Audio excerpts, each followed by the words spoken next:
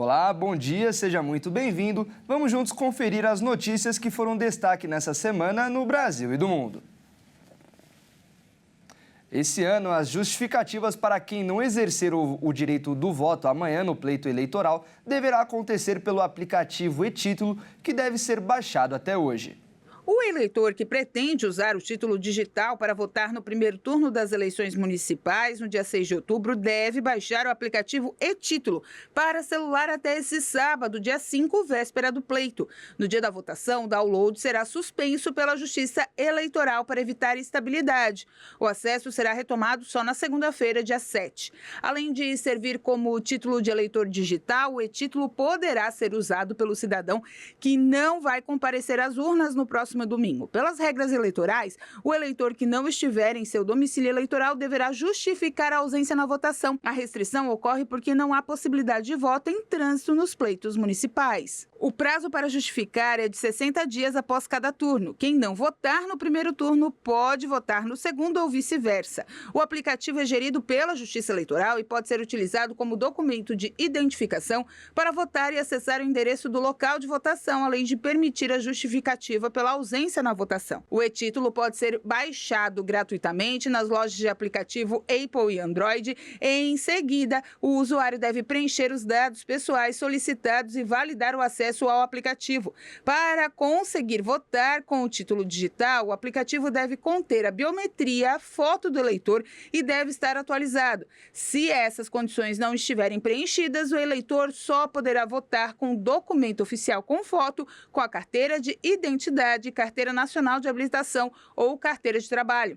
O aplicativo tem cerca de 75 milhões de downloads e 46 milhões de contas cadastradas. Segundo o Tribunal Superior Eleitoral, mais da metade das contas cadastradas não estão com o app atualizado e devem fazer o procedimento que deve ser realizado na aba de atualização da loja do aplicativo. No dia da votação, o eleitor não poderá entrar na cabine portando o aparelho celular, que deverá ser deixado com os mesários. E de acordo com a auditoria realizada pelo INSS, os aposentados e pensionistas tiveram mais de 45 milhões de reais em descontos indevidos feitos pelas associações nos benefícios previdenciários de janeiro de 2023 a maio de 2024.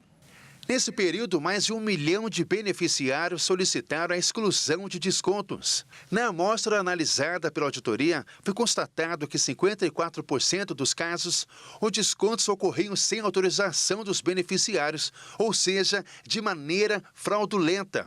A auditoria sobre os descontos indevidos foi solicitada pelo presidente do INSS, Alessandro Stefanuto, em maio deste ano, após milhares de beneficiários denunciarem descontos mensais os benefícios que recebem. Na folha de pagamento, esses descontos não autorizados estavam em nome de entidades conveniadas ao Instituto. O relatório elaborado pela auditoria foi enviado à Polícia Federal e à Controladoria Geral da União. Em março deste ano, o INSS tinha 29 associações conveniadas a ele. Elas ofereceram serviços como seguros para os aposentados e pensionistas. Caso o beneficiário autorize, torne-se associado de uma dessas entidades e passa a ser descontado mensalmente direto na folha de pagamento. No entanto, os beneficiários alegam que nunca solicitaram ou autorizaram esses descontos. Com o crescimento exponencial de associados, o valor dos repasses que essas entidades recebiam do INSS chegou a dobrar em alguns casos. De acordo com o relatório produzido pela auditoria, a média dos descontos era de R$ 43,12. A maior parte deles aconteceram por apenas um mês até a solicitação da exclusão. O valor chegou a 45,5 milhões de descontos, de maneira indevida de beneficiários do INSS, no período analisado. Em julho deste ano, depois do início das investigações internas do Instituto sobre esses casos, o diretor de Benefícios e Relacionamento com o Cidadão do INSS, André Fidelis, responsável por firmar o convênio entre o Instituto e as entidades, foi exonerado do cargo. O INSS disse em nota que aguarda as conclusões do inquérito e de possível ação para tomar as providências, que pode ser de suspensão e até de rescisão dos contratos com as entidades conveniadas. A violência está aumentando os lucros do setor de carros blindados no Rio de Janeiro e não faltam clientes, até de empresários que precisam alugar um veículo, de preferência com reforço para evitar o impacto de tiros.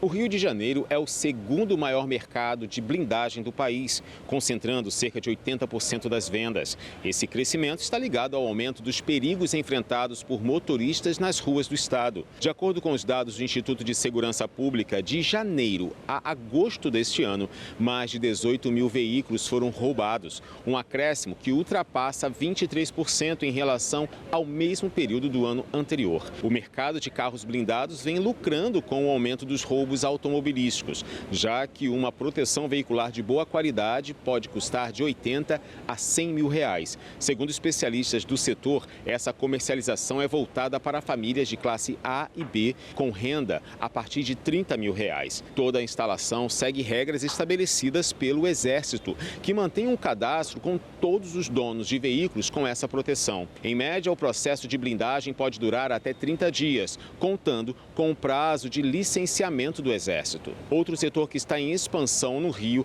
é o de locação de veículos blindados com motorista, para transporte de executivos de grandes corporações, com diárias que podem chegar a 4 mil reais. Segundo as determinações da empresa, esse tipo de automóvel não pode circular pela linha vermelha de madrugada ou pela Avenida Brasil em qualquer horário, como são consideradas zonas vermelhas de alto risco.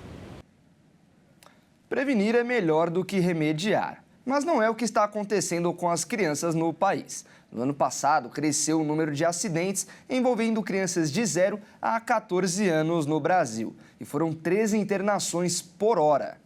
Um levantamento exclusivo realizado pela Aldeias Infantis SOS, organização global que lidera o maior movimento de cuidados do mundo, mostra que em 2023, os acidentes envolvendo crianças e adolescentes no Brasil cresceram quase 8% na comparação com o ano anterior, sendo o maior número desde 2019, período pré-pandemia. No total, foram registradas 119.245 internações causadas por lesões não intencionais entre as faixas etárias de 0 a 14 anos, contra 109.988 registros no ano passado.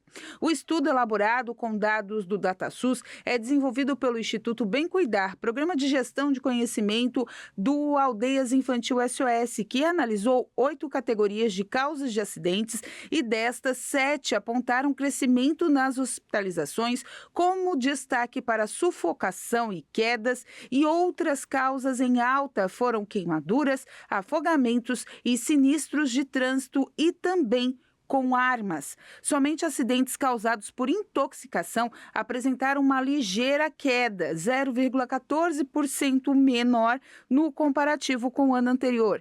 Em 2023, foram 3.673 internações contra 3.678 em 2022. As hospitalizações por conta de acidentes envolvendo queda concentraram 45% do total de ocorrências. O dado é mais que o dobro da segunda principal causa de internações por acidentes, as queimaduras, que representam 20% dos registros totais. A terceira e principal causa foi o sinistro de trânsito, respondendo por 10% das ocorrências. Repetindo o padrão observado em 2022, as crianças e adolescentes que mais sofreram hospitalizações por conta de acidentes em 2023 tinham de 10 a 14 anos e seguida por 5 e 9 anos. Por último, estão crianças de 1 a 4 anos e as menores de 1 ano. Acidentes como quedas, cortes, queimaduras, engasgos e intoxicações podem ser prevenidos com medidas simples e eficazes, como o uso de redes de proteção em janelas, evitar deixar baldes com água em locais baixos, nunca deixar remédios, materiais de limpeza e outros que possam causar intoxicação ao alcance de crianças e evitar que elas manuseiem brinquedos com peças que se soltem ou sejam pequenas para evitar engolir ou até mesmo aspirar pelas vias aéreas. Prestar atenção às pequenas armadilhas da casa, como quinas pontiagudas dos móveis, tapetes que soltem com facilidade, eletrodomésticos, tomadas sem proteção e até mesmo os utensílios da cozinha podem evitar acidentes. Obedecer à indicação etária dos brinquedos também é uma forma de prevenção, pois eles são testados e aprovados para determinadas faixas etárias por compreenderem o uso dos objetos. E veja a seguir, Ministério da Saúde iniciou campanha para reforçar cuidados contra o câncer de mama. E ainda, número de microempreendedores no Brasil cresceu na última década. Tudo isso você confere na volta do intervalo. Não sai daí, eu volto daqui a pouco.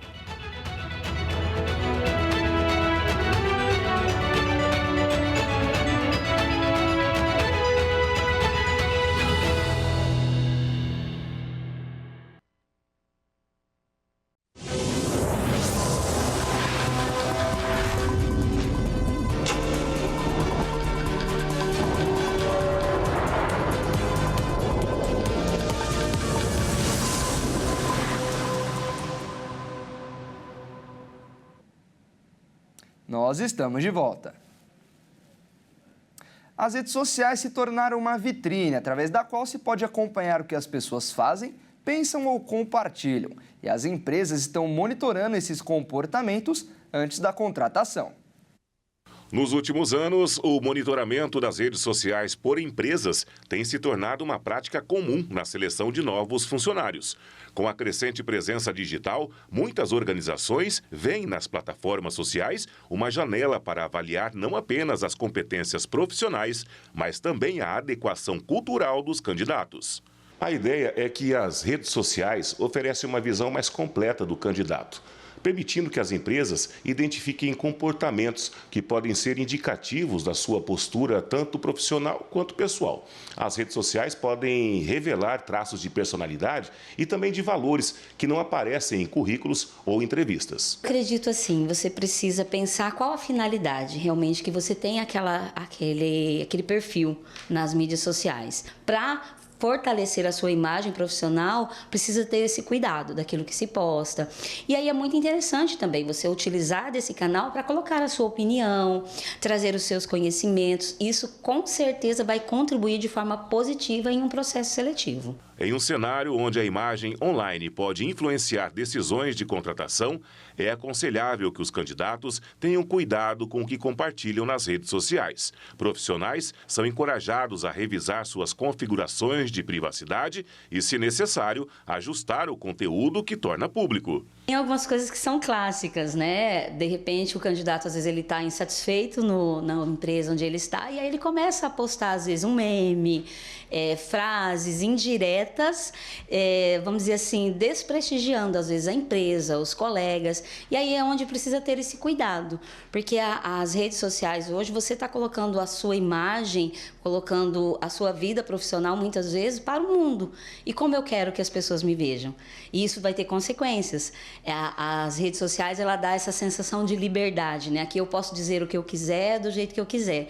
Mas quando eu digo também o que eu quero, eu vou ter consequências disso. Com o aumento da competição no mercado, especialmente em setores criativos, muitos profissionais têm se adaptado à nova realidade. Designers, artistas, fotógrafos e até especialistas em marketing digital utilizam suas contas para compartilhar portfólios, projetos e realizações, alcançando um público mais amplo do que os tradicionais currículos enviados por e-mail. Esse é o caso de Alisson, designer de interiores, que busca utilizar de forma positiva as ferramentas digitais. O design de interiores é um curso, uma profissão que é extremamente visual.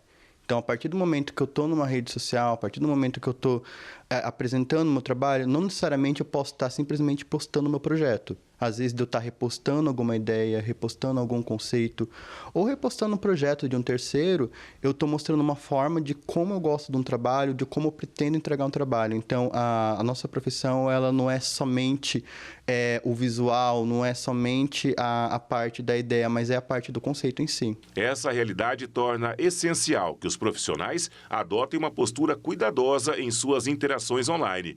Uma das estratégias mais eficazes para manter essa separação é a criação de perfis distintos, manter uma conta pessoal para compartilhar momentos do dia a dia, viagens e experiências pessoais, e outra profissional, para conteúdos relacionados à carreira e networking, pode ajudar a controlar a imagem que se projeta. Quando a gente está inserido já no mercado de trabalho, eu sempre comento que você não consegue desligar quem você é. Então, essa pessoa é você o tempo todo. Então, parar para pensar o que tipo de imagem você quer demonstrar. Quando a gente já está trabalhando numa empresa, a gente está representando alguém. A gente está representando uma marca, é muito maior que nós. Então, a dica que eu dou é sempre pegar e pensar com ponderamento. Não é só você ali. O mercado está muito volátil, cada vez ele está se adaptando mais. Às vezes eu quero postar alguma coisa, algo de brincadeira, alguma coisa de piada, mas eu sempre prefiro mandar no particular da pessoa, mandar no privado da pessoa, do que estar repostando isso. A gente está num momento que é muito volátil, tudo em relação a assuntos como política, religião, esportes, então são assuntos que eu tento evitar não estar postando. O Ministério da Saúde iniciou uma campanha contra o câncer de mama. A intenção é que no Outubro Rosa sejam reforçados os cuidados contra uma doença que prejudica milhões de mulheres no país. Mulher, seu corpo, sua vida. Esse é o tema da campanha do Ministério da Saúde em 2024 para a conscientização sobre a importância da preservação do diagnóstico precoce do câncer de mama e de colo de útero, em alusão ao mês Outubro Rosa, simbolizada por um alto abraço, reafirmando o protagonismo feminino e valorizando o autocuidado. A campanha foi lançada nesta terça-feira e será vinculada na TV, rádio e internet em locais de grande circulação de pessoas em todas as regiões do país. Segundo o Instituto Nacional do Câncer, o INCA, o câncer de mama é o tipo de câncer mais frequente em mulheres, após o câncer de pele. Para o Brasil, foram estimados 73,6 mil novos casos em 2024, com um risco de 66,54 casos a cada 100 mil mulheres. É relativamente raro antes dos 35 anos. Mas, acima dessa idade, a incidência cresce progressivamente, especialmente após os 50 anos. Mas os números de um estudo publicado no início desse ano no JAMA Network Open mostrou o aumento da doença em pessoas com menos de 50 anos, especial na faixa etária entre os 30 e 39, tem crescido nos Estados Unidos e os números, segundo especialistas, refletem também no Brasil. O Ministério da Saúde afirma que cerca de 17% dos casos podem ser evitados por meio de hábitos de vida saudável. O câncer de colo de útero, por sua vez, é o segundo tipo mais comum entre as mulheres no mundo, depois do câncer de mama, e é a principal causa de morte por câncer entre mulheres em muitos países. No Brasil, é o terceiro tumor mais incidente na população feminina, com 17 mil novos casos por ano no triênio de 2023 a 2025, correspondendo a uma taxa de incidência de 15,38 casos a cada 100 mil mulheres. Cuidados como praticar atividade física, evitar consumo de bebidas alcoólicas, por exemplo, ajudam a reduzir o risco de câncer de mama. A amamentação também é considerada um fator protetor. Um nódulo ou outro sintoma suspeito nas mamas deve ser investigado para confirmar se é ou não câncer de mama. Para a investigação, além do exame clínico das mamas, exames de imagem podem ser recomendados, como a mamografia, ultrassonografia ou ressonância magnética. Prevenção, diagnóstico e tratamento estão disponíveis na rede do Sistema Único de Saúde, o SUS. O número de registro de MEIs, os microempreendedores individuais, cresceu consideravelmente na última década em todo o país. Porém, para manter-se no mercado de trabalho, é importante, além de disposição, também ter conhecimento. Empreender, ter o próprio negócio, realizar um sonho. Para muitos, abrir uma microempresa depende apenas de um empurrãozinho, que pode ir muitas vezes além. Com esta empresária foi assim. O sonho começou semanas antes da pandemia, ainda em 2020, no início de uma grande crise. Ela decidiu deixar o emprego com carteira registrada e investiu inicialmente em canecas personalizadas. Há 5 anos, a Aline nem imaginava que chegaria onde está. Deixou de ser CLT e, em plena pandemia, se reinventou. Começou um negócio em um quartinho em casa e hoje trabalha com mais de 50 itens, brindes personalizados. Nós temos uma clientela grande de presentes avulsos, né, que são para datas específicas. Temos clientes fixos, assim, que todo mês estão adquirindo produtos, estão variando, né? Por isso a necessidade também de ampliar o rol de produtos, porque às vezes as pessoas sempre compravam e queriam algo diferente, né, para não repetir. E também nós atendemos empresas que pedem mensalmente para colaboradores, para eventos, né? E final do ano também, que agora que dá uma guinada bem grande, a gente já está se preparando com produtos, com com inovações, porque todo ano tem que trazer inovação, porque a gente tem muito cliente fiel. Então, para esses clientes fiéis, a gente tem que trazer coisa nova. Hoje a empresária produz canecas, garrafas térmicas, agendas, camisetas, copos, entre tantos outros itens corporativos ou não, que são produzidos com exclusividade para cada cliente. E foi assim que ela conseguiu alinhar a vida de mãe à de empreendedora. A minha vida inteira, né, trabalhei como CLT. E aí sempre tive o sonho de abrir meu próprio negócio, de trabalhar com algo meu. E esse sonho, ele aumentou com a chegada dos meus filhos. Então, meu primeiro filho, eu vi essa necessidade de empreender. Um estudo feito pelo Sebrae de Mato Grosso do Sul aponta que os pequenos negócios foram responsáveis pelo saldo positivo de 28 mil novos empregos em Mato Grosso do Sul desde o início do ano até agora. Destes, mais de 15 mil microempreendedores individuais estão registrados em Dourados, conforme dados da Receita Federal. O número é 10% maior se comparado com 2023 e 28% maior comparado ao ano de 2022. Ainda no maior município do interior do estado, o saldo é positivo. Só no mês de setembro foram 10% a mais de formalizações, comparado ao mesmo período do ano passado. Isso se dá a grandes empresas vindo ao município, então elas precisam prestar serviços e fazer essa contratação no município. Então, a partir daí, as pessoas perceberam que era uma grande oportunidade. Outros segmentos que por muito tempo trabalharam de forma irregular, então artesanato, saúde, beleza, também viram nessa oportunidade da formalização do empreendimento. A analista ainda afirma o quanto é importante a capacitação, inclusive acompanhamento do negócio para garantir, além de rentabilidade, também sucesso no empreendimento. Desde aquelas pessoas que têm um sonho, né? Às vezes sempre gostei de trabalhar nessa área e não consigo, então a gente chama para vir até o Sebrae, onde a gente faz lá sobre o plano de negócio. Então, desde esse início, para poder colocar realmente a ideia no papel, para ver essa organização, aqueles que já empreendem. Então, a questão de gestão, de estoque, de vendas, tudo isso o Sebrae consegue auxiliar, linha de crédito. Então, enquanto o CNPJ está ativo, o Sebrae segue na jornada com o empreendedor. E agora vamos conhecer um pouco de Amsterdã, capital da Holanda. Além de capital da Holanda, Amsterdã é mundialmente conhecida pelo patrimônio histórico e artístico. Junto de um elaborado sistema de canais, a cidade é uma das poucas que conseguiram fazer uma sintonia entre a evolução tecnológica e uma arquitetura mais antiga. A cidade é repleta em casas com tons marrons e telhado pontudos. Além de barcos passeando pelos canais e ruas com uma estética que remete a uma era mais antiga, sem perder seu valor ou passar uma visão de velho. Tudo na cidade coexiste em harmonia.